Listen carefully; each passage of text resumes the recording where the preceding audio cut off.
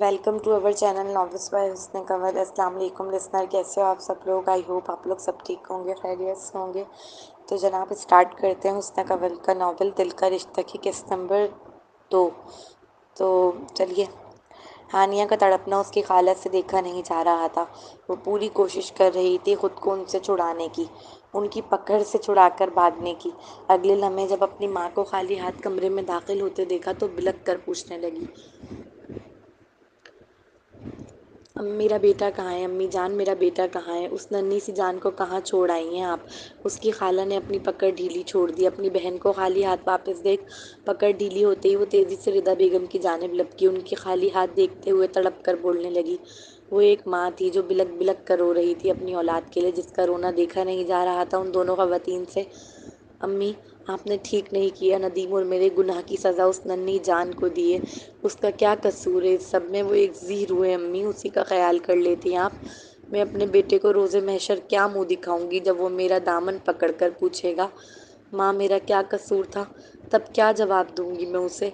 हाय मेरा बेटा, या अल्लाह मैं गुनहगार हूँ, सियाहकार हूँ, बदकार हूँ, सर से पाँव तक नापाक हूँ, मगर मेरा बच्चा बेकसूर है मालिक। उसका कसूर फ़कत इतना है कि वो इस गुनहगार हानिया का बेटा है। या मेरे मालिक, मेरे बेटे को अपने हिफ्ज़ अमान में रख, मैं उसे तेरी अमान में देती हूँ, बेशक तू सबसे बड़ा मुहाफ़िज़ है। वो सूज़ो गदास से निढाल ज़मीन पर गिरकर अपने खुदा से मदद की तालिब थी। हानिया, तुम्हारी अकल पर पत्थर पड़ गए हैं। अरे गुनाह तो वो हराम की औलाद, उसके लिए दुआएं क्यों कर रही हो? उसकी खाला ने ज़मीन से उठाकर उसके आंसू पोंछते हुए बेड पर लाकर बिठाया था और एक बार फिर उसे समझाने की कोशिश कर रही थी। हराम? इंसान कैसे हराम हो सकता है? खाला, आप ये क्यों नहीं सोचती कि वो एक ज़ीरो है? उसके हराम होने के बावजूद शरीयत 120 दिन के बाद, यानी उसमें रूह आने के बाद अबॉर्शन कराने की इजाज़त नहीं देती, और कहती है अगर तुम 120 दिन के बाद अबॉर्शन करवाते हो तो ये कत्ल है। आप समझती हैं इस नाजुक बात का मतलब? अगर शरीयत चाहती तो कह देती हराम की औलाद है, 9 माह का भी हो जाए तो मार दो, मगर ऐसा हुक्म नहीं दिया। जानती हैं क्यों? क्योंकि वो एक ज़ीरो है, एक इंसान आपकी और मेरी तरह। क्या आपने कभी किसी मस्जिद के बाहर पढ़ा है कि यहाँ कोई हराम की औलाद दाखिल नहीं हो सकती? क्या आपने सुना है कि इस्लाम ने कैद लगाई है कि हराम का बच्चा मुसलमान नहीं हो सकता? वो नमाज नहीं पढ़ सकता, वो कुरान नहीं पढ़ सकता, या वो मस्जिद में पाक जगह पर दाखिल नहीं हो सकता। फिर हानिया अपनी खाला का चेहरा देखने लगी जो इस लम्हे शर्मसारी से झुकता जा रहा था। उनके पास किसी सवाल का कोई जवाब न था। ये देख वो एक लम्हे के लिए तंजिया मुस्कुराई। नहीं, ऐसा कभी नहीं सुना होगा आपने, क्योंकि वो एक ज़ीरो, एक इंसान। रोज़े महशर मुझे जवाबदा होना है इस नन्ही सी जान का। ये क्यों नहीं समझ रहे आप लोग? मुआशरे के डर से मेरा जिंदा बच्चे को न जाने कहाँ फेंक आए हैं आप लोग। हाय अल्लाह, मेरा बेटा! बस इतना कहना था कि वो तड़प कर बेड पर बेजान गुड़िया की मानंद गिर गई। रिदा बेगम तो खुद बुत बनी अपने खाली हाथ तक रही थी। उन्हें अभी भी अपने सफाकियत भरे अमल पर यकीन नहीं आ रहा था। वो बार बार दिल में खुद से पूछती, क्या वाकई वो एक नन्ही सी जान को कचरे के पास सुनसान इलाके में जानवरों के बीच छोड़ आई हैं? फिर खुद ही को दिलासा देती कि उन्होंने कुछ गलत नहीं किया है। अगर बच्चा हानिया के पास रहता तो खानदान और मुआशरा उनकी बेटी को जिंदा दरगोर कर देता।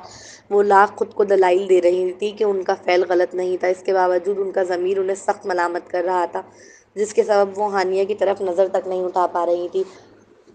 रिदा आपा देखें, ये बेहोश हो गई है। उसकी खाला चीखते हुए रिदा बेगम को बुलाने लगी। उनकी आवाज़ पर वो हवासों में लौटी और तेजी से हानिया की जानिब लपकी। माँ की दुआ थी, वो भी दिल से निकली। माँ की दुआ तो अर्श को हिला दे, इस बच्चे को भला कोई कैसे नुकसान पहुंचा सकता था जब उसके इर्द गिर्द उसकी बेबस माँ की दुआओं का हिसार बंधा हुआ था। पापा वॉशरूम। 3 साला बच्चा अपने वालिद को देख कहने लगा, जो इस वक्त कार ड्राइव कर रहे थे। उसे वॉशरूम जाना है, जल्दी करो। बच्चे की वालदा अपने शौहर को देख परेशान होकर बोली, अरे भाई सबर करो, एक तो मैं गलत रास्ते पर आ गया हूँ, ऊपर से तुम शोर मचा रही हो।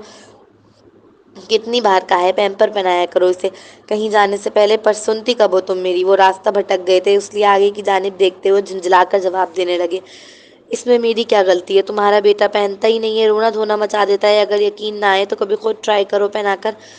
जब देखो मुझ पर गुस्सा होते रहेंगे। बच्चे की वालदा फौरन ही कमर पर हाथ टिकाकर जवाब भी कार्रवाई करने लगी, पापा वॉशरूम जल्दी।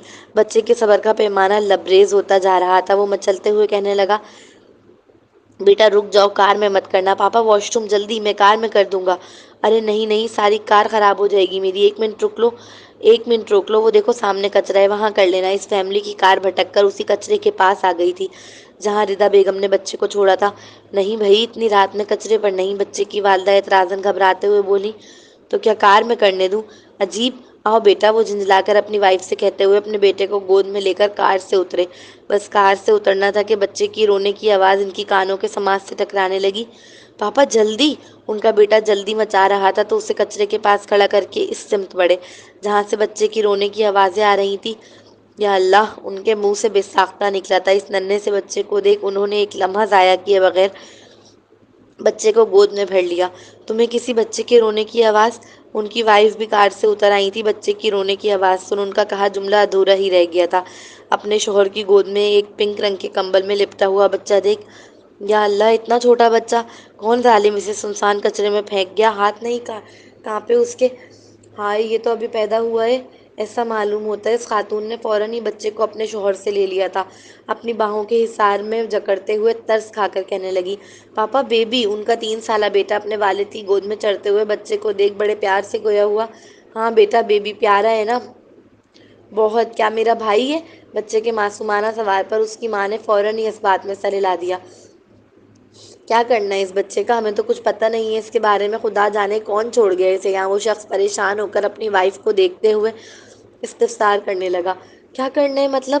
اتنے سے بچے کو یہاں کچرے میں چھوڑ کر تھوڑی جا سکتے ہیں، ان کی وائف تیزی سے جذباتی ہو کر بولی۔ مگر ساتھ بھی نہیں لے جا سکتے، کوئی اغوا کا کیس نکلا تو ہم پھنس جائیں گے۔ ایک کام کرتے ہیں، پولیس اسٹیشن لے چلتے ہیں اسے۔ وہ کافی دیر سوچنے کے بعد سنجیدگی سے گویا ہوئے۔ پولیس اسٹیشن کیوں؟ ہم اپنے ساتھ لے چلتے ہیں اسے۔ وہ خاتون بھی ایک ماں کا دل سینے میں لیے ہوئے تھی۔ ان کا دل بچے کو لے پولیس اسٹیشن میں چھوڑنے کے لیے ذرا بھی رضامند نہ تھا۔ اچھا کار میں تو بیٹھو، یہاں سنسان جگہ پر زیادہ دیر رکنا ٹھیک نہیں۔ وہ کار کی جانب بڑھتے ہوئے گویا ہوئے۔ اس خاتون نے اپنے بیٹے کو پیچھے والی سیٹ پر بٹھایا اور خود بچے کو لے کر ڈرائیونگ سیٹ کے برابر والی سیٹ پر بیٹھ گئی۔ پورے راستے میاں بیوی بچے کو لے کر بحث کرتے رہے۔ وہ خاتون پرزور کوشش کر رہی تھی اپنے شوہر کو منانے کی۔ اچانک خاتون کی نظر بچے کے ہاتھ پر گئی۔ اس کے سیدھے ہاتھ کی کلائی پر کالے رنگ کا پیدائشی نشان تھا۔ تم تو بڑے نصیبوں والے ہو۔ اس نشان کو دیکھتے ہی وہ خاموش نہ رہ سکی۔ بچے سے مخاطب ہو کر اس کی کلائی بغور دیکھتے ہوئے کہنے لگی، دل میں نہ جانے کیا سمائی۔ اپنے گلے سے آر الفابیٹ کا لاکٹ اتار کر بچے کو پہنا دیا۔ اپنا الفابیٹ کا لاکٹ اسے کیوں پہنا رہی ہو؟ اس پر تمہارے نام کا الفابیٹ ہے۔ خاتون کے شوہر فوراً ہی الجھ کر پوچھنے لگے، بس دل کیا، وہ خاتون کھوئے کھوئے انداز میں کہنے لگی۔ انہوں نے الفابیٹ آر کا لاکٹ بچے کے گلے میں ڈال دیا تھا۔ خاتون کے لاکھ سمجھانے کے باوجود ان کے شوہر نے بچے کو پولیس اسٹیشن چھوڑ دیا۔ وہاں سے بچے کو یتیم خانے بھیج دیا گیا۔ 1 ماہ گزرنے کو تھا مگر ہانیہ اپنے صدمے سے باہر نہیں آ رہی تھی۔ وہ اکثر راتوں کو چیختے ہوئے اٹھتی کہ امی میرا بچہ بھوکا ہے، وہ رو رہا ہے، اسے نہ لے کر جائیں۔ اپنے بیٹے والے واقعے کے بعد اس نے 1 مہینے سے ندیم کو نہ کوئی کال کی نہ میسج۔ یہی وجہ تھی کہ ندیم آرام سے پاکستان واپس آ گیا تھا۔ اس کے دوستوں نے اطلاع دی تھی کہ ہانیہ 3 مہینوں سے یونی نہیں آ رہی اور نہ ہی کسی سے رابطے میں۔ آج وہ بڑی خوشی خوشی یونی جانے کے لیے تیار ہو رہا تھا۔ اس کا سیل پاس ہی شوکیس پر رکھا تھا۔ وہ جوتے پہن کر جیسے ہی سیل اٹھانے کی نیت سے آگے بڑھا، اسی لمحے سیل پر ہانیہ کا میسج شو ہوا۔ اف، ایک تو یہ میری جان چھوڑ کر نہیں دے رہی ہے۔ وہ جھنجھلا کر میسج بغیر پڑھے ابھی ڈیلیٹ ہی کرنے لگا کہ غلطی سے ڈیلیٹ کا آپشن کلک ہونے کے بجائے اوپن کا آپشن کلک ہو گیا تھا۔ پہلے تو اس نے سرسری سی نگاہ ڈالی۔ پہلے جملے پر اسے لگا تھا ہانیہ نے خوب گالیاں اور کوسیں بھیجی ہوں گی، مگر وہ میسج اس کی توقعات سے بالکل برعکس تھا۔ یہی وجہ تھی کہ ندیم نہ چاہتے ہوئے بھی اس میسج کو بیٹھ کر پڑھنے پر آمادہ ہو گیا تھا۔ آج اچانک سے بیٹھے بیٹھے ایک کہانی ذہن میں آئی۔ سوچا تم سے شیئر کروں۔ ایک لڑکا اپنی بڑی سی گاڑی میں بیٹھا ہوا ہے۔ اس کی گاڑی کا فل اے سی آن ہے۔ گاڑی کے اندر کا ماحول برف کی طرح ٹھنڈا ہے۔ اس لڑکے کے ہاتھ کی کلائی میں لاکھوں کی گھڑی بندھی ہوئی ہے۔ پرفیوم بھی برانڈڈ لگا رکھا ہے۔ لڑکا نہیں مانو شہزادہ ہو، نہایت اونچے خاندان کا، جس کے پاس کسی چیز کی کمی نہیں۔ اچانک اس کی کار سگنل پر رکتی ہے۔ کار میں زوردار آواز میں میوزک چل رہا ہے۔ اسی دوران کھڑکی پر کوئی نوک کرتا ہے۔ وہ امیر شہزادہ اپنی جانب کا شیشہ نیچے کرتا ہے تو سامنے ایک بچہ کھڑا نظر آیا۔ کھڑکی کھلتے ہی باہر سورج کی کرنیں جو آگ برسا رہی تھی وہ اس شہزادے کے چہرے کو محسوس ہوئی۔ اس بچے کا چہرہ تپتی دھوپ کے سبب سرخ ہو رہا تھا۔ بال گرد آلود تھے۔ کندھے پر کچرے کا بورا ٹانگے ہوئے، ایک ہاتھ اس شہزادے کی جانب پھیلاتے ہوئے بھیک مانگتا ہے۔ اس بچے کے پاؤں دھوپ سے جل رہے ہیں لیکن اس کے باوجود وہ چہرے پر معصوم سی مسکراہٹ سجائے شہزادے سے بھیک مانگ رہا ہے۔ اتنا پڑھ کر ندیم کوفت کا اظہار کرتے ہوئے کہنے لگا، کیا بکواس کہانی سنا رہی ہے یہ، مجھے لگتا ہے دماغ خراب ہو گیا اس کا۔ آگے کا جملہ پڑھتے ہی اس کی آنکھیں پھٹی تھی۔ شہزادہ ہاتھ گاڑی سے باہر نکال کر بھیک دینے لگتا ہے۔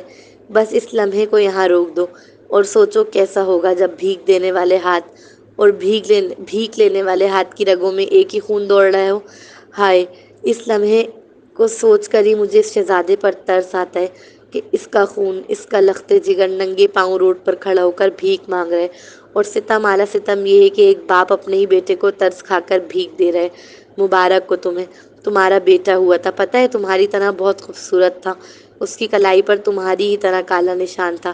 میری امی اسے معاشرے کے خوف سے نہ جانے کہاں چھوڑ آئیں، مجھے نہیں خبر وہ کہاں ہے، کس حال میں، زندہ بھی ہے یا نہیں، مگر آج کے بعد جب کسی یتیم اور مسکین بچے کو دیکھو تو ضرور ایک بار اپنے بیٹے کو یاد کرنا کہ تمہارے گناہ کی سزا معاشرے نے اس بے قصور بچے کو دی ہے۔ زندگی ویسے بھی اتفاقات کا مجموعہ ہے، ہو سکتا ہے کبھی ایسا اتفاق ہو جائے اور یہ کہانی سچ ہو جائے، تو کیا دے سکو گے اپنے ہی بیٹے کے ہاتھ میں بھیک؟ کیا دیکھ سکو گے اسے روڈ پر تپتی ہوئی دھوپ میں ننگے پاؤں بھیک مانگتا؟ اس کا میسج تھا یا نشتر؟ ایک ایک لفظ کی چبھن ندیم نے اپنے پورے وجود میں محسوس کی تھی۔ اس کی ساری خوشی میسج پڑھنے کے بعد غائب ہو چکی تھی۔ ماتھے پر پسینہ آ رہا تھا، اس کے آخر کے سوالات ضمیر کو بری طرح جھنجھوڑ رہے تھے۔ 2-3 ثانیوں کے لیے وہ منہ پر ہاتھ رکھ کر بیٹھ گیا، تھوڑی دیر بس سر پکڑے بیٹھا رہا۔ بھول جا ندیم، بھول جا، چل یوں نہیں چل، وہاں جا کر اپنے دوستوں سے ملے گا تو یہ میسج بآسانی بھول جائے گا۔ سارا موڈ خراب کر دیا، پڑھنا ہی نہیں چاہیے تھا اس پاگل لڑکی کا میسج۔ کیا کیا بکواس کرتی رہتی ہے، وہ سیل پینٹ کی جیب میں ڈالتے ہوئے چل دیا۔ اس کا گمان تھا یہ فقط ایک میسج ہے جسے وہ بآسانی 1-2 دن میں ہی بھول جائے گا۔ صاحب پیسے دو نا۔ جب ایک بچے نے آ کر اس کی کار کا شیشہ بجاتے ہوئے پیسے مانگے تو ندیم کے ذہن میں ہانیہ کا پورا میسج گھوم گیا۔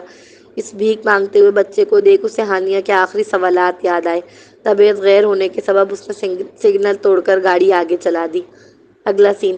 مبارک ہو، آپ کی بیٹی ہوئی ہے۔ ابریش کو ہوش آنے کے بعد جب یہ خوشخبری دی گئی تو وہ اللہ کا شکر ادا کرنے لگی۔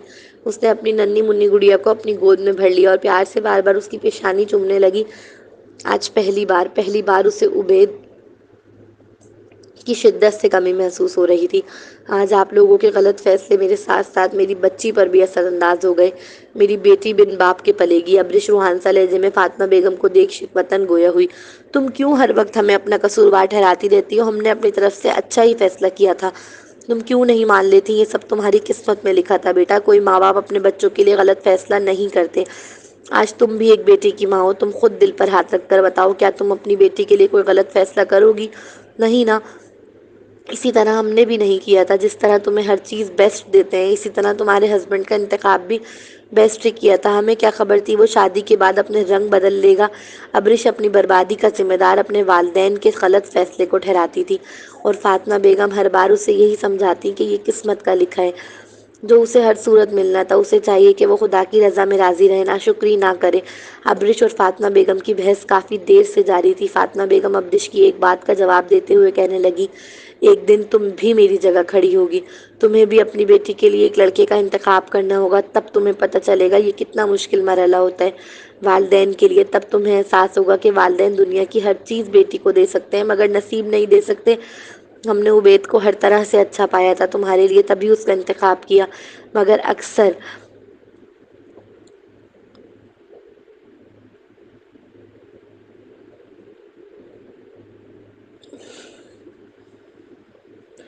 اکثر عبید جیسے لوگ شادی کے بعد ہی اپنے اصل رنگ دکھاتے ہیں۔ تمہیں سمجھنا چاہیے یہ بات، اور پلیز بند کرو ہم پر اپنی بربادی کا الزام ڈالنا، روح تک کو چھلی کرتا ہے تمہارا یہ الزام۔ فاطمہ بیگم روتے ہوئے کہہ کر کمرے سے نکل گئی۔ ابریش کی آنکھوں سے بہتے ہوئے آنسو اس کی گڑیا کے چہرے پر گر رہے تھے، جس سے بچی کی آنکھ کھل گئی تھی اور اس نے رونا شروع کر دیا۔ نہیں میری گڑیا، آپ کی موم آپ کے لیے واقعی بیسٹ تلاش کریں گی، اور ساتھ ساتھ یہ بھی دیکھوں گی کہ وہ تمہارے باپ کی طرح لالچی نہ ہو۔ تم رو مت، تم ابریش ملک کی بیٹی ہو، میں تمہارے لیے دنیا کا حسین اور قابل شہزادہ ڈھونڈ کر لاؤں گی، تم فکر مت کرو۔ آج سے میں ہی تمہاری موم ہوں اور میں ہی تمہارا ڈیڈ۔ ابریش اس گڑیا کے ننھے سے سفید گالوں پر ہاتھ پھیرتے ہوئے محبت سے چور لہجے میں گویا ہوئی، اگلا سین، وہ ٹیکسی میں بیٹھی ہوئی تھی کھوئی کھوئی سی، اس کی ماں اور خالہ اسے ہاسٹل چھوڑنے جا رہی تھی تاکہ وہ اپنی پڑھائی دوبارہ اسٹارٹ کرے اور اپنے بچے کے صدمے سے باہر آ سکے۔ وہ ایک زندہ لاش کی مانند ہو گئی تھی، آنکھوں میں مانو کوئی رنگ ہی نہ ہو، صرف خالی پن کا بسیرا۔ جب وہ ہاسٹل کے کمرے میں داخل ہوئی تو منیبا اور ماہم خوشی سے اچھل پڑی۔ جیسے ہی منیبا اس کے گلے لگی، ہانیہ نے زور زور سے رونا شروع کر دیا۔ بڑی مشکل سے اسے چپ کرایا گیا۔ یونی کے پہلے دن ہی اس کا سامنا ندیم سے ہو گیا تھا۔ ندیم اسے اپنی جانب آتا دیکھ گھبرا گیا کہ کہیں وہ پھر سے کوئی ہنگامہ نہ کر دے۔ وہ فوراً تھوک نکلنے لگا، مگر ہانیہ نے اس ذلیل کو منہ لگانا تو دور دیکھنے کی بھی زحمت نہ کی۔ اس کی نظر میں ندیم مر چکا تھا۔ جس شخص میں انسانیت باقی نہ رہے، اس کا زندہ ہونا یا مردہ ہونا ہانیہ کے نزدیک ایک برابر تھا۔ سب ان دونوں کی قطع تعلقی کو محسوس کر رہے تھے۔ اگلا سین، منیبا اور ماہم زبردستی اسے آج ایک ہوٹل لے آئے تھے تاکہ وہ اپنے صدمے سے باہر نکلے، واپس زندگی کی طرف لوٹے۔ ہانیہ اپنے غم میں اتنی کھوئی ہوئی تھی کہ اس نے غور ہی نہیں کیا کہ وہ آکاشا کے ہوٹل آئی ہے۔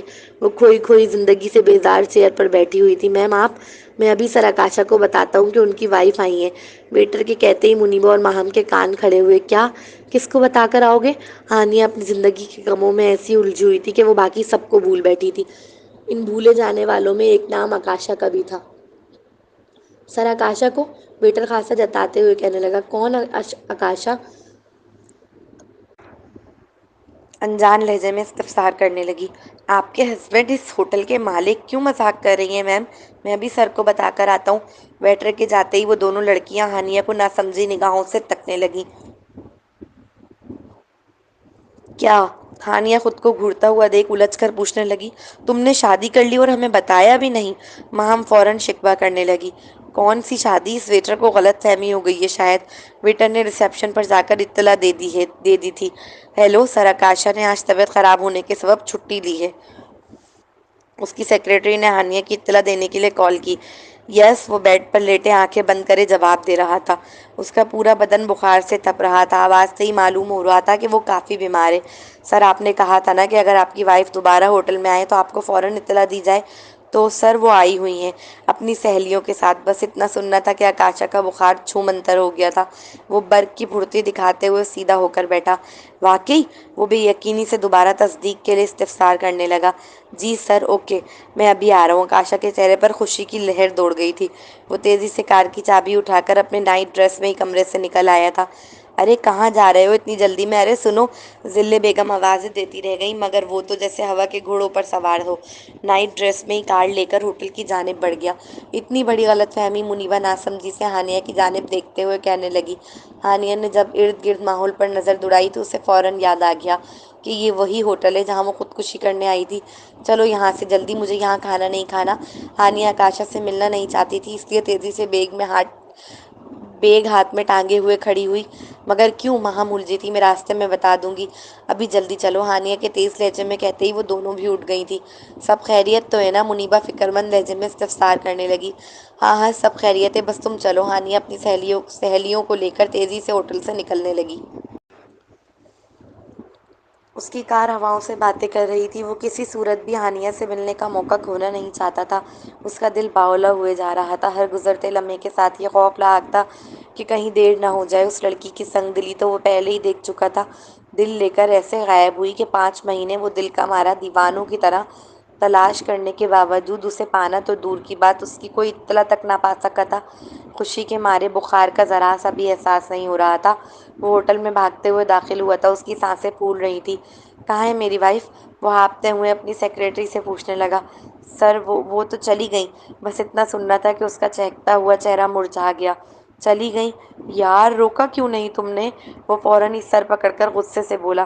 سر، میں نے کوشش کی تھی پر میم نہیں رکی۔ اس کی سیکریٹری سر جھکاتے ہوئے دھیمے سے گویا ہوئی۔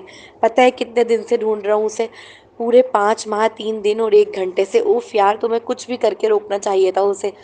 غم و غصے کی ملی جلی کیفیت میں گرفتار تھا وہ۔ او نو، میرا سیل ٹیبل پر رہ گیا شاید۔ ماہم اپنے پرس میں سیل ڈھونڈتے ہوئے پریشان ہو کر بولی۔ ماہم، حد کرتی ہو تم بھی یار، اب واپس جانا پڑے گا۔ منیبا کے کہتے ہی ہانیہ نے ٹیکسی ڈرائیور کو واپس چلنے کا کہا۔ وہ تینوں واپس ہوٹل کی جانب آ رہی تھیں۔ آکاشا اداس سا چہرہ بنائے ہوٹل کے مین گیٹ سے باہر نکل رہا تھا۔ ہم دونوں جا کر اس کا سیل لاتے ہیں، تب تک تم ٹیکسی میں ہی رہنا۔ منیبا اور ماہم سیل لینے کی غرض سے ہوٹل کی جانب بڑھ گئیں۔ اتفاق سے وہ دونوں آکاشا کے برابر سے گزرتے ہوئے ہوٹل میں داخل ہوئیں۔ یا اللہ، پتہ نہیں میرا بیٹا کیا کر رہا ہوگا، کہاں ہوگا؟ وہ ٹھیک تو ہوگا نا؟ شاید اسے بھوک لگی ہوگی۔ یا اللہ میرے بچے کی حفاظت فرمانا۔ ایسا کوئی لمحہ نہ تھا جس میں وہ بے بس ماں اپنے بیٹے کی حفاظت کی دعا نہ کرتی ہو۔ اس کی آنکھوں سے موتی جھلکنے لگے تھے، جس کے سبب اسے سب دھندلا دھندلا دکھائی دینے لگا۔ او تیری! آکاشا منہ لٹکائے ابھی اپنے کار کا دروازہ کھول ہی رہا تھا کہ سائیڈ مرر سے اسے ہانیہ ٹیکسی میں بیٹھی روتی ہوئی نظر آئی۔ اس حسن سراپا کے دیدار پر بے یقینی سے آنکھیں مسلنے لگا۔ آنکھوں میں جگنو جگمگائے تھے۔ ہیلو میری پیاری وائف۔ اس کا چہرہ خوشی سے دمک رہا تھا۔ مسرت بھرے لہجے میں ہانیہ کی سائیڈ کا دروازہ کھول کر ٹیکسی کے اندر سر جھکا کر ہانیہ کو جھانکتے ہوئے کہنے لگا، تم؟ ہانیہ اسے دیکھتے ہی حیرت سے بے ساختہ بول اٹھی۔ جس شخص سے وہ بھاگ رہی تھی، کیا خبر تھی کہ وہ یوں سامنے آ کر کھڑا ہو جائے گا؟ لہجے کی حیرت بتا رہی ہے وائف صاحبہ کو اپنا یہ ہینڈسم اور ڈیشنگ ہسبینڈ یاد ہے؟ وہ شرارت سے ہانیہ کو دیکھ کر کہنے لگا، وائف نہیں ہوں میں تمہاری، ہانیہ نام ہے میرا۔ خواہ کیوں ابھی تک مجھے خود سے منسوب کر رہے ہو؟ وہ خاصا خفگی سے گویا ہوئی۔ اس نے سراپا کی خفگی آکاشا ذرا بھی خاطر میں نہیں لایا تھا۔ لو جی سن لو، پہلی بار تو زندگی میں آکاشا کسی کے لیے اتنا سنجیدہ ہوا ہے، اور تم میری سنجیدگی پر خواہ جیسے الفاظ استعمال کر رہی ہو۔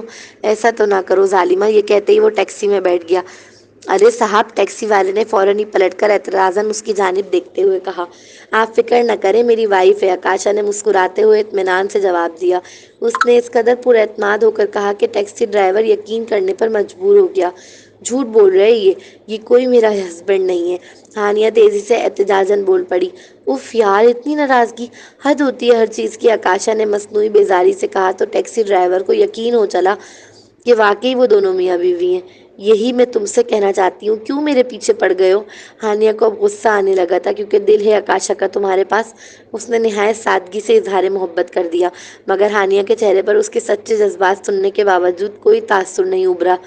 وہ خالی نگاہوں سے اس کے وجود کو بغور دیکھنے لگی۔ ہو گیا؟ کوئی فلم چل رہی ہے؟ تم کوئی ہیرو جو پہلے ایک لاچار ہیروئن کو خودکشی کرنے سے بچاتا ہے، پھر بغیر اس لڑکی کی زندگی جانے اس سے محبت کے دعوے کرنے لگتا ہے؟ میرا دل تمہارے پاس ہے، اس سے زیادہ فلمی ڈائیلاگ نہیں ملا تھا تمہیں بولنے کے لیے۔ او ہلو، اس نے آکاشا کی آنکھوں کے آگے چٹکی بجاتے ہوئے کہا، تم جانتے کیا ہو میرے بارے میں؟ وہ ابھی غصے سے بھر کر بول ہی رہی تھی کہ آکاشا اس کے غصے کو سائیڈ میں رکھ فدا فدا نظروں سے اسے تکنے لگا، مانو ہانیہ اسے کوئی سریلی سی دھن سنا رہی ہو۔ اس کا محبت سے چور نگاہوں سے تکنا ہانیہ کو امبیرس کر گیا تھا۔ وہ بولتے بولتے رکی۔ چپ کیوں ہو گئی؟ بولو اور بولو، بڑا میٹھا بولتی ہو، کانوں کو بڑا سکون مل رہا ہے۔ آکاشا کا جملہ سنتے ہی ڈرائیور کا کہکہ ٹیکسی میں گونجا تھا۔ تم اف! ہانیہ کو آخرکار اس دیوانے نے لاجواب کر کے چھوڑا تھا۔ تم چیز کیا ہو آکاشا؟ ہانیہ منہ پھلا کر ہار مانتے ہوئے کہنے لگی، ویسے صاحب جی آپ چیز بڑی مست ہے۔ ڈرائیور بھی آکاشا کو داد دیے بغیر نہ رہ سکا۔ شکریہ، بس دعا کرنا یار تمہاری میم صاحب مان جائیں۔ ہانیہ اسے گھوری سے نواز رہی تھی، پر اس نے تو ہانیہ کے غصے پر نو نوٹس کا بورڈ لگا رکھا تھا۔ تم ابھی گاڑی سے اترو، ہانیہ دانت پیستے ہوئے بولی۔ کیوں، گاڑی تمہارے باپ کی ہے؟ آکاشا تو جیسے محظوظ ہو رہا تھا اسے تنگ کر کے۔ تو کیا تمہارے باپ کی ہے؟ ہانیہ ایک ہاتھ کمر پر ٹکا کر گویا میدان میں اتر آئی۔ آپ دونوں میاں بیوی لڑ کس بات پر رہے ہیں؟ مجھ موٹی عقل کو تو ابھی تک یہی سمجھ نہیں آ رہا۔ ڈرائیور اب پیچھے مڑ کر ان دونوں کو دیکھ الجھ کر کہنے لگا، آپ سے کتنی بار کہوں، ہم میاں بیوی نہیں ہیں۔ ہانیہ خاصا زور دیتے ہوئے ڈرائیور کو دیکھ کر بولی، ہاں یہ سچ کہہ رہی ہے، میں اس کا ہسبینڈ نہیں ہوں۔ آکاشا نے طنزیہ جھنجھلاتے ہوئے کہا، جی ہاں یہی سچ ہے، تم میرے ہسبینڈ نہیں ہو۔ ہانیہ اس کے چہرے کے نزدیک آ کر آنکھوں میں آنکھیں ڈال اکڑ کر گویا ہوئی، ہاں بھائی میں بھی تو یہی کہہ رہا ہوں، میں تمہارا ہسبینڈ نہیں ہوں، بس میں جھوٹا، ڈاکٹرنی صاحبہ جھوٹی، میرا پورا ہوٹل کا اسٹاف جھوٹا، میری عشا خالہ جھوٹی، میرے والدین جھوٹے، بس ایک تم سچی ہو۔ آکاشا ہاتھ دھو کر اس بیچاری سیدھی سچی سی لڑکی کے پیچھے پڑ گیا تھا۔ وہ سب غلط فہمی کا شکار ہو گئے، اور اس غلط فہمی کی بنیاد بھی تم نے ہی ڈالی تھی ہسپتال میں۔ تو ٹھیک ہے، اس غلط فہمی کو حقیقت کا رنگ دے دو، سب خوش ہو جائیں گے، خاص طور پر میرے والدین۔ آکاشا نے اپنے مطلب کا حل تلاش کر لیا تھا۔ میں کیوں ایک اجنبی سے شادی کرنے لگی؟ ہانیہ کے کہتے ہی وہ ایک دو ثانیوں کے لیے خاموش ہوا۔ ہائے، میرا نام آکاشا ہے۔ آپ کی یہ شاندار ٹیکسی جس ہوٹل کے باہر کھڑی ہے وہ مجھ غریب کا ہے۔ میں مہینے کا اچھا خاصا کما لیتا ہوں، کم کھاتا ہوں، کم پیتا ہوں اور کم سوتا ہوں۔ ہاں، بولتا بہت ہوں۔ میری پیدائش آسٹریلیا کی ہے، وہیں پلا بڑا ہوں۔ بچپن سے ایک قریبی دوست ہے میرا، اس کا نام اورحان ہے۔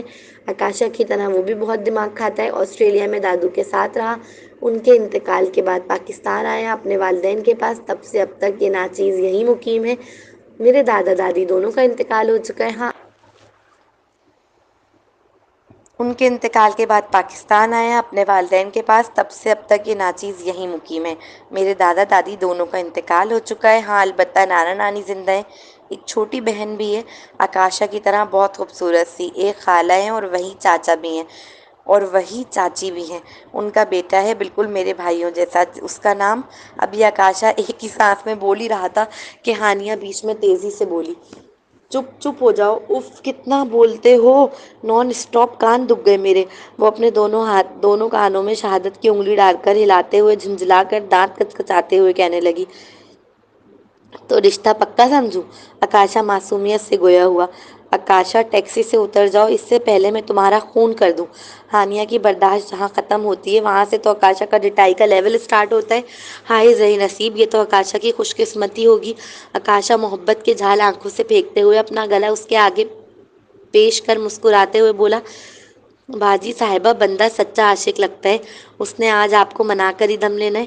ٹیکسی ڈرائیور ہنستے ہوئے کہنے لگا، ٹھیک ٹھیک ہے، تم بیٹھو اس ٹیکسی میں ہی اتر جاتی ہوں۔ وہ کھا جانے والی نگاہ سے گھورتے ہوئے ٹیکسی سے اتر گئی۔ دعا کر بھائی آج میری وائف مان جائے۔ آکاشا منتی انداز میں ٹیکسی ڈرائیور سے دعا کا کہتے ہوئے ہانیہ کے پیچھے ٹیکسی سے اترا۔ ارے وائف جی، آپ تو ناراض ہی ہو گئی۔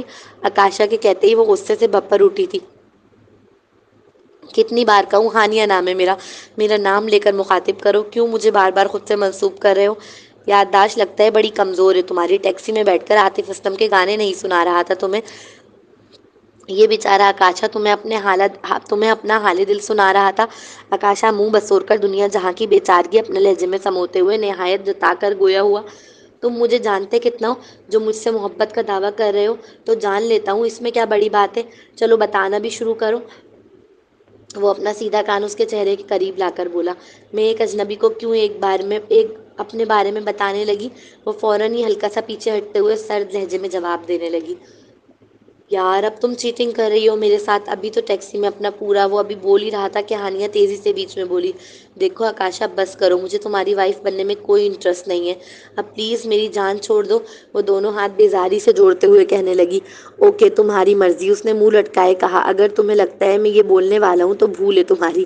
مس ہانیہ، تم آکاشا کا پہلی ملاقات میں دل لے اڑی ہو، تمہارا پیچھا چھوڑنا اب آکاشا کے بس میں نہیں۔ اس نے جو گرگٹ کی طرح رنگ بدلا تھا، ہانیہ اسے دیکھتی ہی رہ گئی۔ اگلے ہی لمحے اس نے ہانیہ کی آنکھوں میں جھانکتے ہوئے محبت سے لبریز انداز میں اعلانیہ کہہ دیا کہ وہ بے بس ہے اپنے دل کے ہاتھوں۔ لگتا ہے تمہاری یادداشت بھی کمزور ہے، میں ایک بچے کی ماں ہوں۔ بھول گئے؟ ہانیہ کے کہتے ہی وہ مسکرایا، ارے ہاں یار، میں تمہارے چکر میں واقعی بھول گیا۔ کیسا ہے بیبی؟ اب تو 1-2 ماہ کا ہو گیا ہوگا۔ اکثر سوچتا ہوں میں اس کے بارے میں، آخر مجھے اس کا ڈیڈ بننا ہے، اتنی بڑی ذمہ داری سنبھال پاؤں گا یا نہیں؟ کبھی کبھار ڈر لگتا ہے یہ سوچ کر، مگر پھر خود ہی کو حوصلہ دیتا ہوں کہ آکاشا تم ضرور ایک اچھے ڈیڈ بنو گے، فکر مت کرو۔ اس کے کہے آخری جملے ہانیہ کے دل کو لگے تھے، آنکھوں سے موتی جھرجھر بہنے لگے۔ تم میرے بیٹے کو اپنا لیتے؟ ہانیہ بے یقینی سے اس کی آنکھوں میں جھانکتے ہوئے استفسار کرنے لگی۔ بالکل، جب محبت کی ہے تو آخری دم تک نبھاؤں گا، اس نے محبت سے چور لہجے میں آنکھوں میں رومانیت بھرے جواب دیا۔ او تم رو کیوں رہی ہو؟ وہ ہانیہ کو روتا دیکھ پریشان ہو کر پوچھنے لگا، اگر تمہیں پتہ چلے کہ وہ جائز نہیں تھا، پھر بھی تمہارا یہی فیصلہ ہوتا؟ اب ہانیہ تجسس سے اس کے جواب کا انتظار کر رہی تھی۔ جواب دو۔ خاموش کیوں ہو گئے؟ چھوڑو، شاید میں نے کچھ زیادہ ہی سخت سوال کر لیا۔ سوری۔ ہانیہ اس کی خاموشی دیکھ جواب گمان کر چکی تھی۔ سوری دیر ہو گئی آنے میں، وہ دراصل اس کا سیل مل ہی نہیں رہا تھا۔ منیبا اور ماہم نے آتے ہی معذرت طلب کی۔ ہانیہ نے انہیں دیکھتے ہی اپنے آنسو صاف کیے۔ یہ کون؟ منیبا نے آکاشا کی جانب دیکھ ہانیہ سے پوچھا۔ آکاشا۔ آکاشا نے سنجیدگی سے اپنا نام بتایا اور وہاں سے چلا گیا۔ ارے یہ تو اس ہوٹل کے مالک ہیں، میں نے ان کی تصویریں میگزین میں دیکھی ہیں۔ واؤ، ریئل لائف میں تو اور بھی زیادہ ہینڈسم ہے، مگر یہ نائٹ ڈریس میں کیوں پھر رہے ہیں؟ ماہم فدا لہجے میں آکاشا کی تعریفیں کر رہی تھی، مگر ساتھ ساتھ وہ الجھی بھی تھی۔ اسے نائٹ ڈریس میں گھومتا ہوا دیکھ چلیں دیر ہو رہی ہے، ٹیکسی ڈرائیور نے ہارن دیا۔ وہ تینوں تیزی سے ٹیکسی میں بیٹھی۔ کیا ہوا باجی صاحبہ، بات نہیں بنی؟ ویسے بھائیوں والا مشورہ دے رہا ہوں، آپ کا شوہر بہت اچھا انسان لگا مجھے، اس بیچارے کو اتنا تنگ نہ کریں۔ ٹیکسی ڈرائیور کے کہتے ہی ماہم اور منیبا ہانیہ کی جانب الجھ کر دیکھنے لگی۔ کیا سین ہے باس؟ ماہم تجسس سے پوچھنے لگی۔ کیا چل رہا ہے مجھے بھی بتاؤ، منیبا نے آئی بروز کا کر استفسار کیا۔ ہاسٹل چل کر بات کریں گے، ہانیہ نے دھیمے سے جواب دیا۔ ہانیہ نے ہاسٹل پہنچتے ہی ان دونوں کو ساری باتیں بتا دی۔ تو آکاشا نے نہیں جواب دیا؟ ماہم رنجیدہ لہجے میں دوبارہ پوچھنے لگی۔ کیوں بار بار ایک ہی سوال کر رہی ہے؟ اس نے بتایا نا، نہیں دیا اس نے کوئی جواب۔ ویسے بھی آسان نہیں ہے کسی کی اولاد کو اپنا نام دینا، اوپر سے یہ تو… منیبا بولتے بولتے رک گئی، لیکن ہانیہ سمجھ گئی وہ کیا کہنا چاہ رہی ہے۔ تم نے بہت غلط کیا اس بیچارے کے ساتھ، بچہ کون سا تمہارے پاس ہے جو تم نے اتنا سخت سوال کر ڈالا کہ وہ جواب ہی نہ دے سکا۔ ماہم شکوہ کرنے لگی۔ وہ مجھے ایک بیوہ سمجھ کر محبت کر رہا تھا، مگر میں نے اسے اشارتاً بتا دیا میں ایک بیوہ نہیں ہوں، میں تو ایک گناہ کی پتلی ہوں، ایک ناپاک لڑکی، ایک حرام بچے کی ماں۔ اب مجھے یقین ہے وہ دوبارہ مجھ سے کبھی خود بھی نہیں ملنا چاہے گا۔ وہ ایک اچھے اور شریف گھر کا لڑکا ہے، وہ ایک پاکیزہ و باکردار لڑکی کا مستحق ہے، مجھ جیسی ناپاک اور بد کردار کا نہیں۔ ہانیہ کو یقین تھا حقیقت جاننے کے بعد آکاشا دوبارہ کبھی اس کی زندگی میں قدم نہیں رکھے گا۔ وہ الگ بات تھی کہ دل کے کسی کونے میں ایک امید کی کرن ابھری تھی کہ کتنا اچھا ہوتا کہ آکاشا جواب میں ہاں کہہ دیتا، وہ فوراً اپنا بچہ اس کے ساتھ مل کر ڈھونڈنے نکل پڑتی، اپنے بیٹے کو معاشرے میں گالی بننے سے بچا پاتی، اس کا بیٹا بن ماں باپ کی لاوارثوں کی طرح نہ پلتا۔ مگر جو ممکن نہ تھا، اس کی آس کیا لگانا، بھلا کون ایک بن بیاہی ماں بننے والی لڑکی سے شادی کرے گا؟ یہ سوچ کر اس کا چہرہ آنسو سے بھیگ گیا تھا، تکیہ ہر روز کی طرح آج بھی آنسوؤں سے تر تھا۔ دل سے یہی دعا نکل رہی تھی کہ اس کا بیٹا جہاں بھی ہو صحیح سلامت ہو۔ کب تک کسی کا سہارا تلاش کرتی رہو گی؟ کب تک تکیے میں منہ چھپا کر روتی رہو گی؟ آکاشا، تو کیا اس معاشرے کا کوئی بھی پاکیزہ مرد تمہیں کبھی نہیں اپنائے گا؟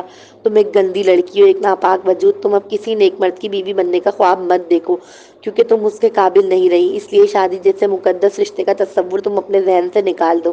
شادی کا لال جوڑا، ہاتھوں کی کلائی میں بھری بھری چوڑیاں، ماتھے پر سجی سونے کی بندیا، یہ سب تمہارے نصیب میں نہیں۔ اب اس دلہن بننے کے سنہرے خواب کو کسی دل کے کونے میں دفنا دو۔ ہانیہ بہادر بنو، تمہیں اپنا بیٹا ڈھونڈنا ہے، اس قابل بننا ہے کہ اس کی اچھی پرورش خود کر سکو، اور تمہیں یہ کرنا ہی ہوگا، کیونکہ ہانیہ کمزور ہو سکتی ہے، ایک بچے کی ماں نہیں۔ ہاں، میں اس قابل بنوں گی کہ خود اپنا بیٹا بغیر کسی کے سہارے کے پال سکوں۔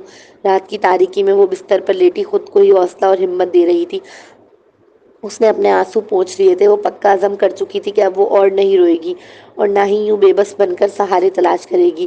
اس نے پکا ارادہ کر لیا تھا کہ وہ خود اپنے پاؤں پر کھڑے ہوگی، اپنے بیٹے کو تلاش کرے گی اور اس کی اچھی پرورش کرے گی۔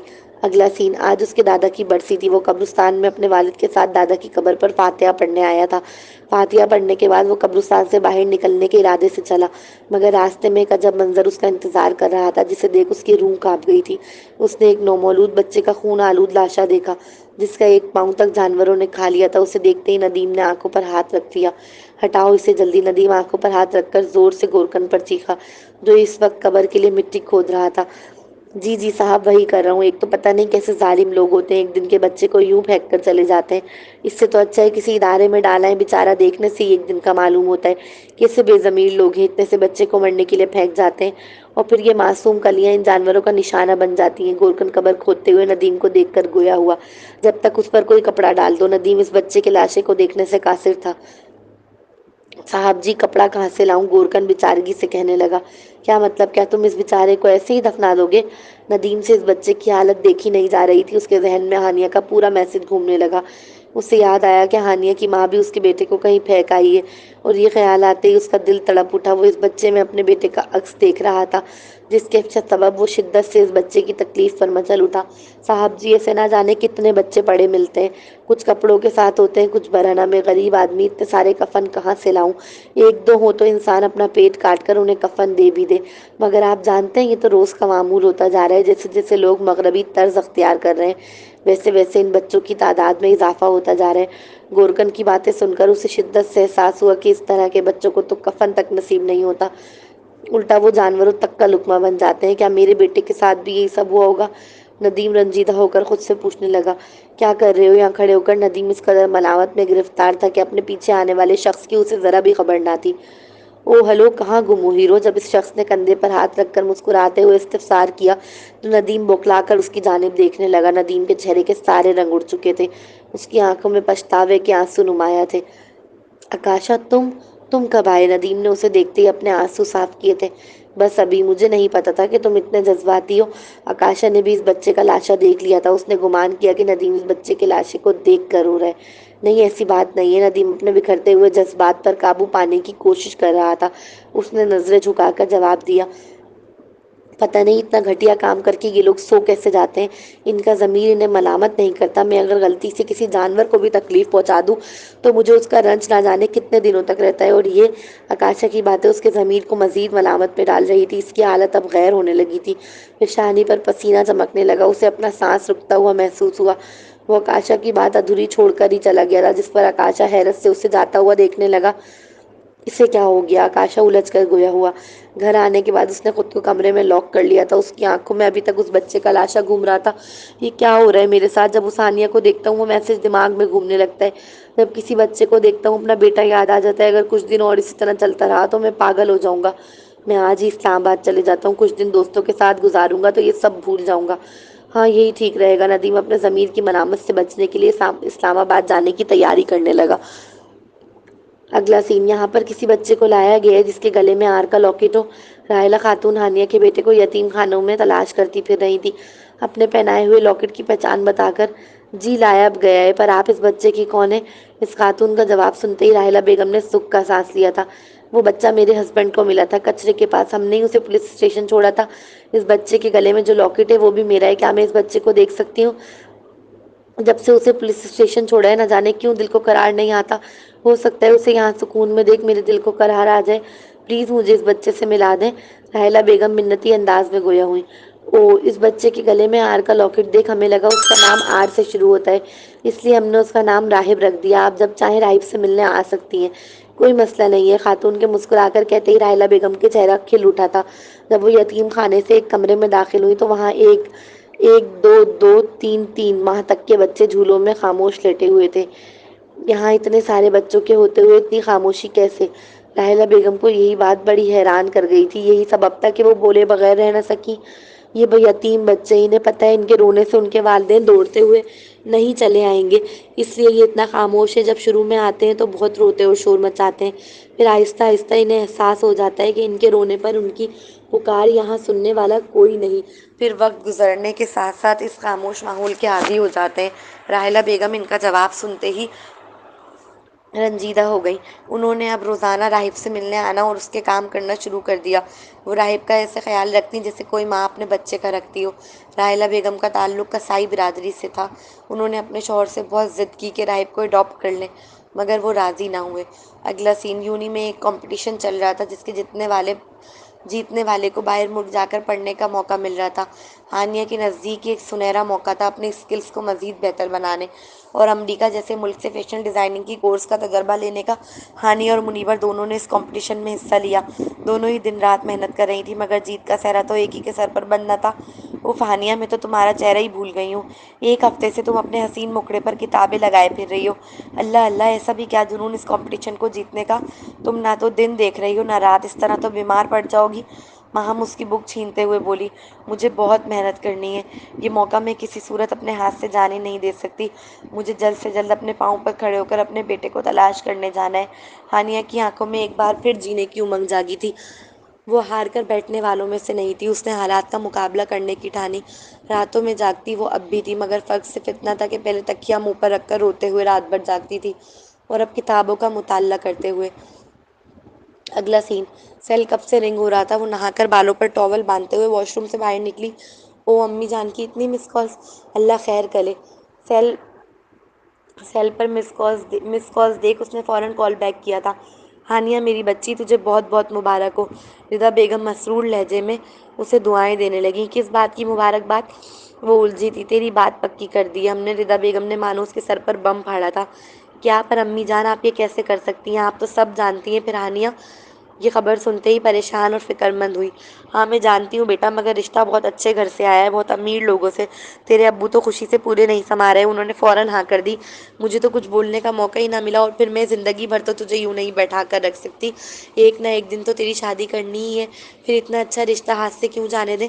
ردا بیگم اسے سمجھانے لگی۔ امی بس کر دیں، شادی کی پہلی ہی رات مجھے گھر سے باہر نکال دے گا، نہ جانے کیا کیا گندے القابات دے کر۔ مجھ میں اور سہنے کی ہمت نہیں ہے، مجھ پر رحم کریں۔ ہانیہ روحانسی آواز میں اپنی والدہ کو جواب دینے لگی۔ پر بیٹا وہ تو بہت اچھا لڑکا ہے، وہ ردا بیگم آگے بولتی۔ اس سے قبل ہی اس نے یہ کہہ کر فون بند کر دیا، اس کی کوئی شادی نہیں کرنی، رشتے کے لیے صاف انکار کر دیں۔ ہانیہ تمہارا منگیتر ہاسٹل کے باہر کھڑا انتظار کر رہا ہے، جا کر مل لو۔ ایک لڑکی نے آ کر اس سے اطلاع دی۔ زبردست، یہ تو ہاسٹل ہی چلا آیا، چلو اچھا ہے، میں خود ہی انکار کر دیتی ہوں۔ ہانیہ ٹاول اتار کر دوپٹہ بیڈ سے اٹھاتے ہوئے اپنے شانوں پر ڈال گیلے آبشار پر اور نکھری نکھری رنگت کے ساتھ اپنے نامعلوم منگیتر سے ملنے انکار کرنے چل پڑی تھی۔ تم، اسے دیکھتے ہی حیرت سے بے ساختہ بول اٹھی۔ اتنی حیرت کیوں ہے تمہارے لہجے میں؟ وہ الجھ کر استفسار کرنے لگا۔ یہ تمہارے لیے، وہ گلابوں سے بھرا گلدستہ اپنی کار سے نکال کر اس کی جانب بڑھاتے ہوئے مسکرا کر دینے لگا۔ ہانیہ تو ابھی تک اسے ہکا بکا نگاہوں سے تک رہی تھی، حیرت کے سبب اس کا منہ کھلا رہ گیا تھا۔ منہ تو بند کر لو منگیتر صاحبہ، کیا آکاشا جتنا حسین لڑکا پہلی بار دیکھا ہے؟ آکاشا شوخی بھرے لہجے میں شہادت کی انگلی اس کی تھوڑی کے نیچے رکھ کر اس حیران پریشان لڑکی کا منہ بند کرتے ہوئے مسکرا کر بولا۔ مگر تم کیسے؟ مطلب اس دن تو تم نے جواب بھی نہیں دیا تھا، ہانیہ الجھ کر پوچھنے لگی۔ وہ ابھی بھی بے یقینی سی کیفیت میں گرفتار تھی۔ وہ تو میں نے آپ جان کر نہیں دیا تھا، دراصل مجھے تم پر بالکل بھروسہ نہیں۔ آکاشا کے کہتے ہی وہ حیرت سے اسے دیکھنے لگی۔ کیا؟ ہاں، تمہارا کیا بھروسہ؟ میں ہاں کر دیتا اور پھر تم بات پلٹ دیتی یا مکر جاتی تو؟ نہ جی نہ، آکاشا نے یہ رسک لیا ہی نہیں، ڈائریکٹ پرپوزل لے کر تمہارے گھر پہنچ گیا اپنی موم اور عشا خالہ کے ساتھ۔ آکاشا کے چہرے سے خوشی کے جام بٹ رہے تھے، اس کی خوشی اس لمحے دیکھنے سے تعلق رکھتی تھی۔ وہ ایک قدم ہانیہ کے قریب آ کر اسے بتانے لگا کہ باتوں سے نہیں، عملی کارنامے سے ثبوت دیا ہے اس نے اپنی محبت کا۔ تم واقعی مجھ سے نکاح کرو گے، مجھ گنہگار سے؟ میں؟ ہانیہ کا دل بھر آیا، اس کی محبت دیکھ آنکھوں سے آنسو موتیوں کی طرح ٹپکنے لگے۔ اسے یقین نہیں آ رہا تھا کہ کوئی اس جیسی بن بہائی ماں بن جانے والی لڑکی کو اپنانے کے لیے بالکل تیار کھڑا ہے، نہ صرف باتوں سے بلکہ عملاً بھی ثبوت دے چکا ہے۔ ہانیہ کے لیے یہ لمحہ کسی سنہرے خواب کی مانند تھا۔ اس نے تو امید ہی چھوڑ دی تھی کہ کوئی نیک اور باکردار لڑکا اسے اپنائے گا، اس سے نکاح کرے گا، اسے اپنے گھر کی عزت بنائے گا۔ شش، خاموش! آکاشا کا تمہارے ماضی سے کوئی لینا دینا نہیں، آج سے بلکہ ابھی سے تم آکاشا کا حال اور آکاشا کا فیوچر۔ ایسا نہیں کہ مجھے پتہ نہیں تھا تمہاری حالت کے بارے میں تبھی سمجھ گیا تھا جب تمہاری پریگننسی کا مجھ پر انکشاف ہوا تھا۔ اتنے بڑے ہوٹل کا مالک ہوں، تمہیں کیا لگتا ہے مجھ میں اتنی سی بھی سمجھ نہیں ہوگی کہ ایک لڑکی پریگننسی کی حالت میں خودکشی کیوں کر رہی ہے؟ آکاشا اپنے ہاتھ سے اس کے آنسو بڑے پیار سے صاف کرتے ہوئے کہنے لگا۔ میں نے اس باولے دل کو بہت سمجھایا کہ تو غلط سمت چل پڑا ہے، مگر تمہارا ایک جواب ہر بار اس کی دلیل بن جاتا کہ وہ مر گیا ہے۔ میرے اس باولے دل کے لیے اتنا کافی ہے کہ آج وہ شخص تمہاری زندگی میں مر چکا ہے۔ دل سے دل کا رشتہ جوڑا، وہ 2 پل میں ٹوٹتا نہیں، بندھن دلوں کا چھوٹتا نہیں، بندھن دلوں کا چھوٹتا نہیں، تیرے دل کا میرے دل سے رشتہ پرانا ہے، تیری آنکھوں میں ہر آنسو مجھ کو چرانا ہے، مجھ کو چرانا ہے۔ وہ اپنے دل پر ہاتھ رکھ کر ہانیہ کو بتانے لگا کہ پوری حقیقت سے آشنا ہونے کے باوجود بھی اس کے دل نے ہانیہ سے محبت کی ہے اور وہ اپنے دل کے ہاتھوں مجبور ہو کر اس محبت کے سمندر میں چھلانگ لگا چکا ہے۔ اب یا تو منزل پائے گا یا جان سے جائے گا۔ ہانیہ کی نگاہوں میں آج پہلی بار آکاشا کے لیے عزت تھی۔ وہ روتے ہوئے اس کے ہاتھ سے گلدستہ لیتی ہے جس پر آکاشا مسکرا کر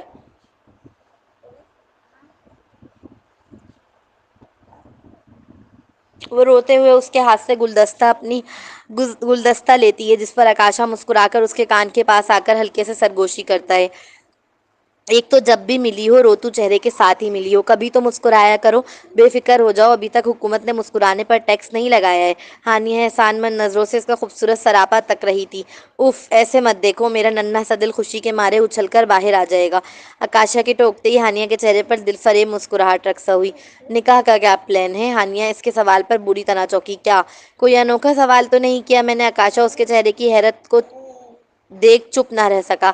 آکاشا تم سے جلد نکاح کرنا چاہتا ہے، تم چاہو تو 1 ہفتے کا ٹائم لے لو سوچنے کے لیے۔ وہ ہانیہ کی جھیل جیسی آنکھوں میں جھانکتے ہوئے سنجیدگی سے گویا ہوا۔ ٹھیک ہے، ہانیہ اس بات میں سر ہلانے لگی۔ سنو، ہو سکے تو پلیز جواب مجھ غریب عاشق کے حق میں دینا۔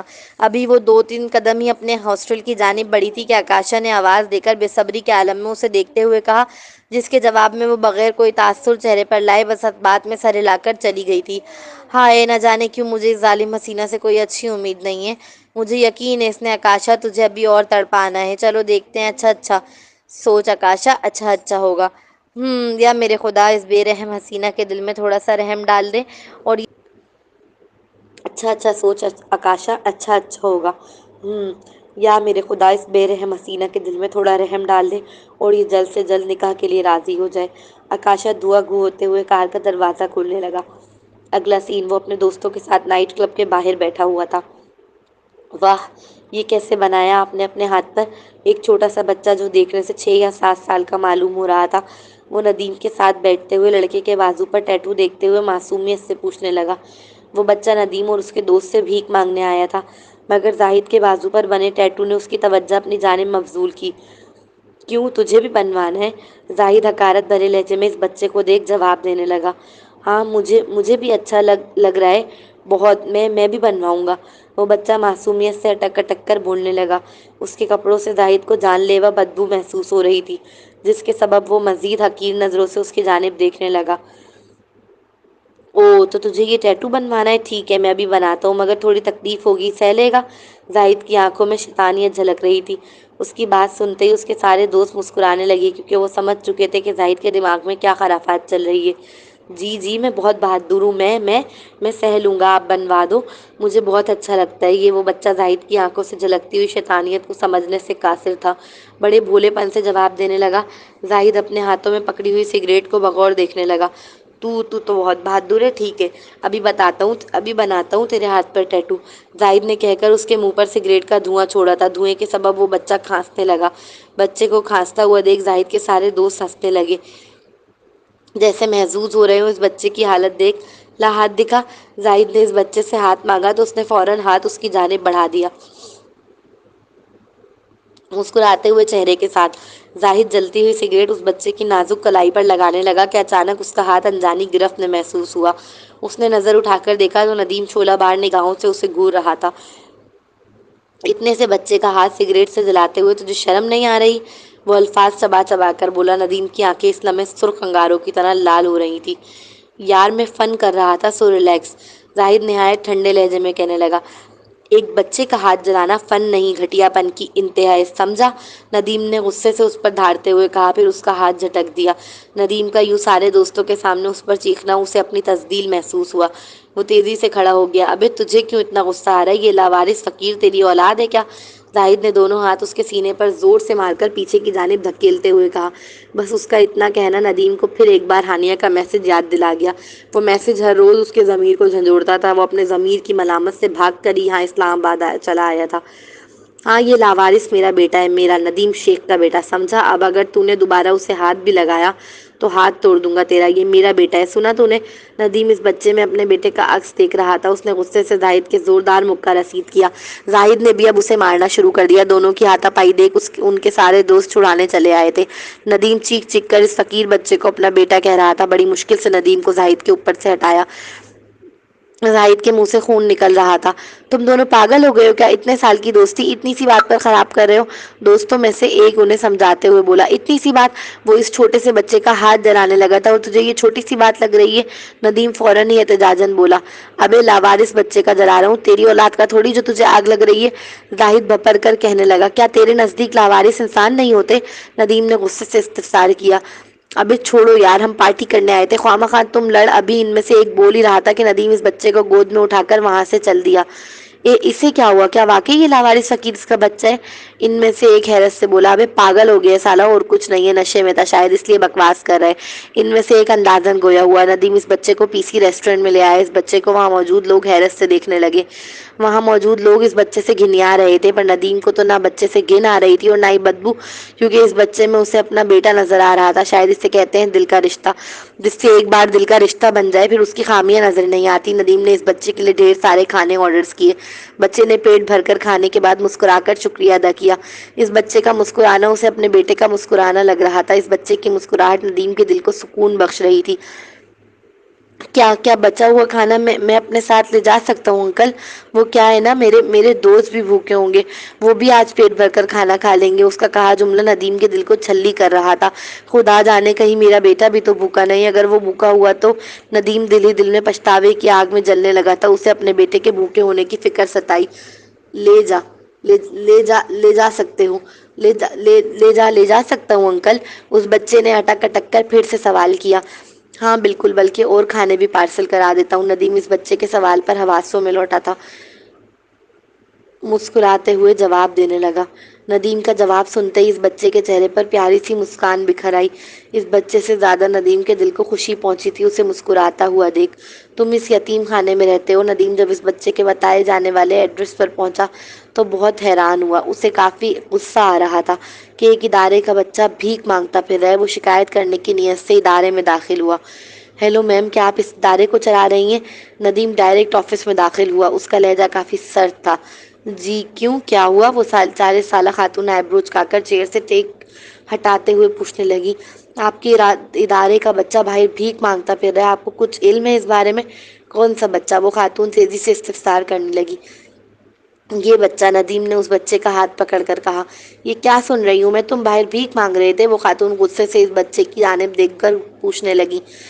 سوری میڈم، مجھے بہت بہت تیز بھوک لگی تھی، میرا پیٹ نہیں بھرتا یہاں جو کھانا ملتا ہے اس سے۔ وہ بچہ اٹک اٹک کر ڈرتے ہوئے بولا۔ یہ بات سنتے ہی وہ خاتون رنجیدہ ہو گئی۔ اچھا تم اپنے کمرے میں جاؤ، انہوں نے بچے سے مزید کچھ نہ کہا۔ آپ انہیں پیٹ بھر کر کھانا نہیں دیتی اس لیے یہ بیچارے بھیک مانگتے پھر رہے ہیں، ندیم غصے سے کہنے لگا۔ ہمارے اخراجات بہت زیادہ ہیں، اتنی امداد نہیں ملتی کہ ہر بچہ پیٹ بھر کر کھانا کھا سکے۔ میں جانتی ہوں میں کتنی مشکل سے اسے چلا رہی ہوں، آئے دن بچوں کی تعداد میں اضافہ ہو رہا ہے، لوگ ایک ایک دو دو تین دن کے بچوں کو جھولے میں ڈال جاتے ہیں۔ آپ کو اندازہ بھی نہیں ہے کہ ہم کتنی مشکل سے ان کی پرورش کرتے ہیں۔ آپ جیسے امیر لوگوں سے مدد تو کی جاتی نہیں اور آ جاتے ہیں لیکچر سنانے۔ اس خاتون کا جواب سن ندیم شرمندہ سا ہو گیا۔ اس نے اسی لمحے اپنی جیب سے چیک بک نکالی۔ چیک بک پر ایک بڑی رقم درج کر کے اس نے خاتون کے حوالے کر دی۔ وہ جانے ہی لگا تھا کہ خاتون نے یہ کہہ کر روک لیا کہ رسید لیتے ہوئے جائیں۔ اوکے، خاتون رسید بنانے لگی تو وہیں کرسی پر ٹک گیا۔ ایک بچے کی رونے کی آواز اس کے کانوں کی سماعت سے ٹکرائی۔ وہ فوراً اس جانب متوجہ ہوا جہاں سے بچے کی رونے کی آوازیں آ رہی تھی۔ کیا میں اندر جا کر بچوں کو دیکھ سکتا ہوں؟ ندیم کے پوچھتے ہی انہوں نے اس بات میں سر ہلا دیا۔ زندگی اتفاقات کا مجموعہ ہے، کبھی کبھار ایسے اتفاقات رونما ہو جاتے ہیں جن کا انسان تصور تک نہیں کر سکتا۔ یہ محض ایک اتفاق ہی تو تھا کہ وہ اپنے ہی بیٹے کی رونے کی آواز سن کر کمرے کی جانب بڑھ رہا تھا۔ اللہ چپ ہو جاؤ، ایک نہایت ہی خوبصورت لڑکی راہب کو گود میں لے کر چپ کرانے کی کوشش کر رہی تھی۔ نہ جانے دل میں کیا سمائی، شاید وہ خون کی کشش تھی جو اس سے رہا نہ گیا۔ مجھے دیں، میں چپ کرانے کی کوشش کرتا ہوں۔ ندیم دیکھنے سے ہی بڑے گھر کا معلوم ہوتا تھا۔ وہ خوبصورت لڑکی حیرت سے اس کی جانب دیکھنے لگی۔ آپ چپ کرائیں گے؟ اس لڑکی کے لہجے میں حیرت نمایاں تھی۔ کوشش کر کے دیکھتا ہوں، وہ لچکدار انداز میں گویا ہوا۔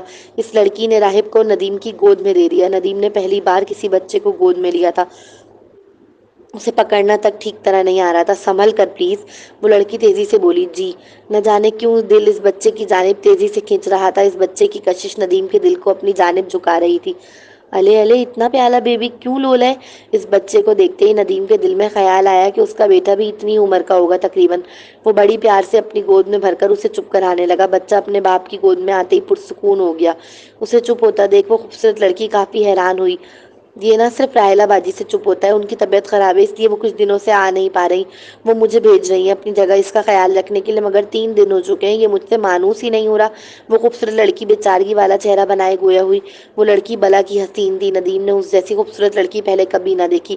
راہیلہ بیگم کون؟ ندیم تجسس سے پوچھنے لگا۔ وہ میری آپی ہیں، میری بڑی بہن۔ او اچھا، یہ لیں آپ کی رسید۔ خاتون نے آ کر رسید اس کی جانب بڑھاتے ہوئے کہا۔ شکریہ، میں چلتا ہوں۔ راہب کو اس خوبصورت لڑکی کی گود میں پکڑا کر وہ جانے لگا۔ سنیں آپ کا نام؟ اس خوبصورت لڑکی نے پیچھے سے آواز دے کر نام پوچھا۔ ندیم نے مسکراتے ہوئے جواب دیا اور چلا گیا۔ وہ کہاں جانتا تھا کہ وہ ابھی بھی اپنے ہی بیٹے کو یتیم خانے میں چھوڑ کر اور امداد دے کر آیا ہے۔ اگر میں امداد کا لفظ ہٹا کر اسے بھیک کہوں تو یہ بھی غلط نہ ہوگا۔ شاید وہ دنیا کا اکلوتا باپ تھا جو انجانے میں اپنے ہی بیٹے کو بھیک دے آیا تھا۔ آخرکار ہانیہ کی بات سچ ہوئی، وہ اپنے ہی بیٹے کو بھیک دے آیا۔ اگلا سین۔ وہ کب سے کال ملا رہا تھا، آج اس کی برتھ ڈے تھی، وہ چاہتا تھا رات 12 بجتے ہی سب سے پہلے اس دشمن جاں کا چہرہ دیکھے۔ اس چکر میں ہاسٹل کے باہر نہ جانے کب سے کھڑا تھا، مگر وہ دشمن جاں کال ریسیو ہی نہیں کر رہی تھی۔ 12 بجنے میں 5 منٹ رہ گئے تھے، وہ بے صبرا ہوئے جا رہا تھا ہر گزرتے لمحے کے ساتھ۔ کیا ہوا، اتنی کالز کیوں، سب خیریت تو ہے؟ ہانیہ پریشان ہو کر استفسار کرنے لگی۔ نہیں خیریت نہیں ہے، تبھی تو اتنی کالز کی ہیں، جلدی نیچے آؤ، آکاشا نے پریشان لہجے میں کہہ کر کال کاٹ دی۔ نیچے ہیلو ہیلو، وہ مزید کچھ پوچھتی، اس سے پہلے کال کٹ چکی تھی۔ ایسا کیا ہو گیا جو یہ اتنی رات کو چلا آیا ہے؟ کہیں اس کا دل تو نہیں بدل گیا؟ کہیں یہ منگنی توڑنے تو نہیں آیا؟ نہیں نہیں، میں نے تو اس سے پہلے ہی سچائی بتا دی تھی، اس نے سچ جاننے کے بعد ہی مجھ سے منگنی کی ہے، پھر منگنی کیوں توڑے گا؟ کیا کروں، جاؤں یا نہیں؟ ہانیہ کے ذہن میں ایک ساتھ ہی مثبت و منفی بہت سارے خیالات گھومنے لگے تھے۔ 3 منٹ لگے اسے فیصلہ کرنے میں کہ وہ نیچے جائے گی تاکہ معلوم کر سکے کہ معاملہ کیا ہے، کیوں وہ اتنی لیٹ نائٹ ہاسٹل آیا ہے ملنے۔ او نو، صرف 2 منٹ رہ گئے ہیں، لگتا ہے آکاشا تیری آرزو دل میں ہی رہ جائے گی۔ نا امیدی اس کے چہرے پر چھلکنے لگی تھی۔ اس نے پھر ایک بار کال ملائی، اب صرف 1 منٹ رہ گیا تھا۔ کال تو اٹھاؤ یار، اسے چاہیے فون بھیج دے۔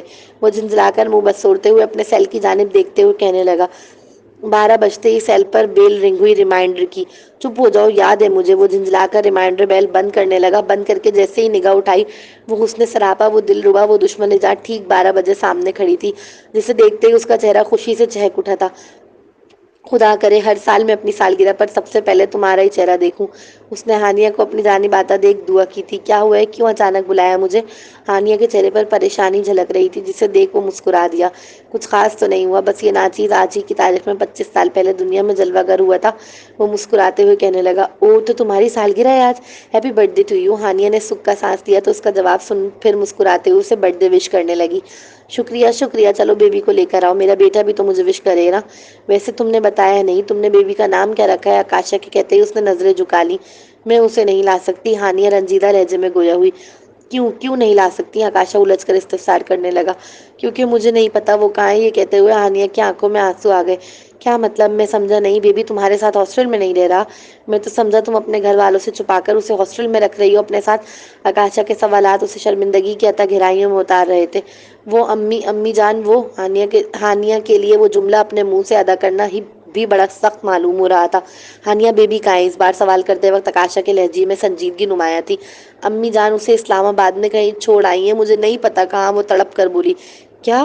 آکاشا کا دماغ گھوم گیا تھا ہانیہ کی بات سن۔ اسے گمان ہوا کہ ہانیہ نے اس کے سر پر بم پھوڑا ہو۔ تم نے اس بچے کو پھینک دیا؟ آکاشا کا اگلا سوال ہانیہ کے دل کو نشتر کی طرح دل خراش معلوم ہوا۔ نہیں پھینکا نہیں ہے میں نے، بس میں کچھ نہ کر سکی، اس کے لیے وہ ایک گناہ تھا نا، اس لیے امی اور خالہ نے اسے میرے پاس رہنے نہیں دیا۔ ہانیہ فوراً ہی بلک کر روتے ہوئے بولی۔ مجھے یقین نہیں آ رہا، تم نے اس ننھی سی جان کو مرنے کے لیے پھینک دیا؟ یار کیسی ماں ہو تم، کیسے پھینکنے دیا تم نے اسے؟ تمہاری ماں کے ہاتھ نہیں کانپے اس ننھی سی جان کو مرنے کے لیے پھینکتے وقت؟ کیسے یار کیسے؟ اور تم اس ننھی سی جان کو گناہ کیسے کہہ سکتی ہو؟ انسان گناہ نہیں ہوتا، انسان کے اعمال گناہ ہوتے ہیں۔ وہ بچہ بذات خود ایک زیرو تھا۔ کیا تم نے شریعت سے پوچھا کہ وہ کیا حکم دیتی ہے تمہیں اس بچے کے بارے میں؟ نہیں پوچھا ہوگا، پتہ ہے کیوں؟ کیونکہ تمہارا عمل مجھے چیخ چیخ کر بتا رہا ہے کہ تم نے خدا سے نہیں، معاشرے سے ڈر کر اسے پھینکا ہے، کیونکہ میرا خدا کسی ننھی زیرو کو اس طرح پھینکنے کی اجازت نہیں دیتا۔ ارے وہ تو اتنا رحمان ہے کہ ماں کے پیٹ میں روح آ جانے کے بعد DNC کروانے کو قتل قرار دیتا ہے۔ تمہیں پتہ بھی ہے اس طرح کے بچوں کے ساتھ کیا ہوتا ہے؟ ان بیچاروں کو کفن تک نصیب نہیں ہوتا، بہت سے تو جانوروں کا لقمہ بن جاتے ہیں۔ ہانیہ تم نے اچھا نہیں کیا، اگر تم وہ بچہ نہیں پال سکتی تھی تو کسی ادارے کو دے آتی۔ اس طرح مرنے کے لیے کیسے چھوڑ آتے ہو تم لوگ؟ تمہارا ضمیر تمہیں چین سے سونے دیتا ہے رات بھر؟ تمہارا کلیجہ نہیں پھٹتا یہ سوچ کر کہ وہ بیچارہ ننھا سا بچہ کیسے جیے گا، جس کی خوراک ہی اس کی ماں کا دودھ ہے؟ کاش، 100 کروڑ کاش تم نے اسے گناہ سمجھنے کی جگہ ایک انسان، ایک زیرو سمجھا ہوتا۔ آکاشا نے اس کی دونوں بازو پکڑ کر جھنجھوڑتے ہوئے جذباتی ہو کر کہا۔ آکاشا کا دل اس وقت خون کے آنسو رو رہا تھا، کیونکہ اس کی نگاہوں میں قبرستان والا بچہ گھومنے لگا تھا۔ کس پلینٹ سے آئے ہو تم؟ ہانیہ اس کے چہرے پر جھلکتا ہوا رنج دیکھ پا رہی تھی، اس کی باتوں میں جو درد و تڑپ تھی اسے محسوس کر پا رہی تھی۔ اسے یقین نہیں آ رہا تھا کہ اسی معاشرے میں آکاشا جیسے لوگ بھی پائے جاتے ہیں جو حرام حلال سے کہیں زیادہ کسی کے زیرو ہونے کو اہمیت دیتے ہیں۔ میں مذاق نہیں کر رہا ہوں۔ اس وقت آکاشا سمجھ نہیں سکا تھا کہ وہ کیا پوچھنا چاہ رہی ہے، اس لیے غصے سے بھر کر کہنے لگا۔ میں بھی مذاق نہیں کر رہی، ابھی تک میرے کانوں نے اس طرح کی باتیں کسی کو کہتے نہیں سنا۔ ہمارے معاشرے میں لوگ حرام اور حلال کہتے ہیں۔ پھر وہ طنزیہ مسکرا کر کہنے لگی۔ تم پہلے آئے ہو جو حرام حلال سے اوپر انسان ہونے کو اہمیت دے رہے ہو۔ ہانیہ کے خوبصورت چہرے پر کرب نمایاں تھا، وہ رنجیدہ لہجے میں کہہ کر وہاں سے چلی گئی۔ اگلا سین، راحیلہ بیگم کے گھر ننھی منی سی گڑیا کی ولادت ہوئی، جسے دیکھتے ہی اس کی دادی نے کلو کلو کہنا شروع کر دیا۔ راحیلہ بیگم کا دل کافی دکھتا تھا اپنی ساس کی باتیں سن، مگر وہ خون کا گھونٹ پی جاتی۔ اگلا سین، ہانیہ کمپٹیشن جیت گئی تھی، ایک ہفتے سے آکاشا نے اس سے کوئی کانٹیکٹ نہیں کیا تھا۔ تم آکاشا کو بغیر بتائے 1 سال کے لیے جا رہی ہو، مہام نے اعتراضاً کہا۔ میں اسے میسج کر دوں گی، ہانیہ نے لاپرواہی سے اپنے کپڑے پیک کرتے ہوئے جواب دیا۔ مگر اسے کم از کم بتا تو دو یار، مہام اس بات پر کافی زور دے رہی تھی کہ آکاشا کو اپنے 1 سال باہر ملک جا کر پڑھنے کی اطلاع دو، اسے اعتماد میں لو، پھر جاؤ۔ ہانیہ صرف جلد سے جلد بغیر کسی کی مدد کے اپنے پاؤں پر کھڑی ہونا چاہتی تھی۔ اپنے بیٹے کو ڈھونڈ کر واپس لانا چاہتی تھی۔ اس کے دل میں ابھی آکاشا کے لیے محبت کا جذبہ نہیں تھا، وہ صرف اس معاشرے میں رہنے کے لیے اس کا ہاتھ تھامنا چاہتی تھی، تاکہ وہ اپنے بیٹے کو معاشرے میں عزت دار زندگی دے سکے، ایک باپ کا نام دے سکے۔ ہانیہ صرف آکاشا کے لیے میسج چھوڑ کر باہر ملک چلی گئی۔ یہ بات آکاشا کو کافی ناگوار گزری۔ حد ہے یار، بندے کی منگیتر ہو کر بھی کوئی عزت نہیں ہے، کم از کم ایک بار کال کر کے ہی بتا کر چلی جاتی۔